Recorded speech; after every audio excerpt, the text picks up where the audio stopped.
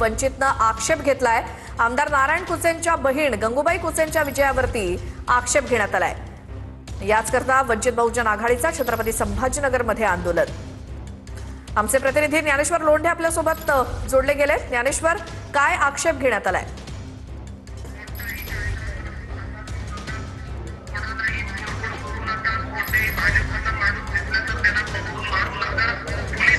निश्चितच होता। आपण जर बघितलं तर काल जे आहे ते मतदान निकाल प्रक्रिया पार पडली आणि प्रभाग क्रमांक 24 मधून जे आहे ते